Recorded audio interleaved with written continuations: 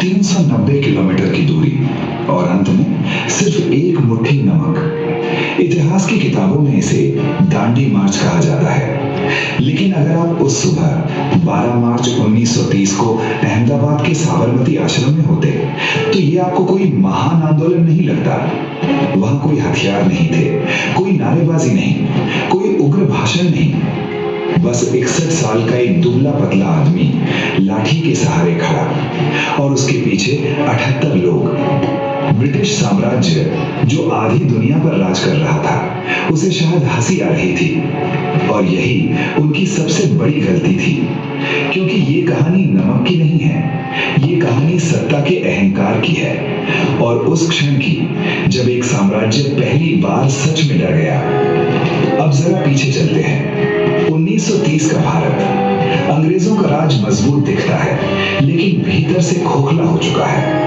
कर बहुत ज्यादा है, आजादी की मांग बढ़ रही है और सबसे अजीब बात, अंग्रेज सरकार ने नमक पर टैक्स लगा रखा है।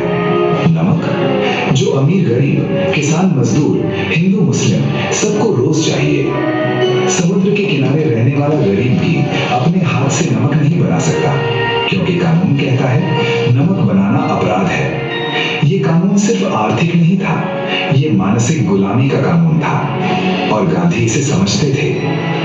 कांग्रेस के भीतर कई नेता चाहते थे तेज आक्रामक आंदोलन, कुछ चाहते थे विदेशी कपड़ों का बहिष्कार, कुछ कर न देने का अभियान, लेकिन गांधी ने चुना नमक। सुनने में मामूली लगता है लेकिन यही गांधी की रणनीति थी।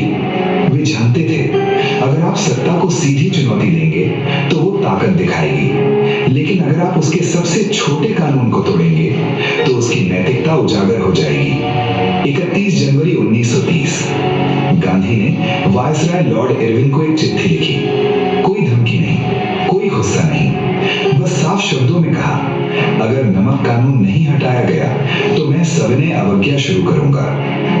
ब्रिटिश सरकार ने इसे नजरअंदाज कर दिया।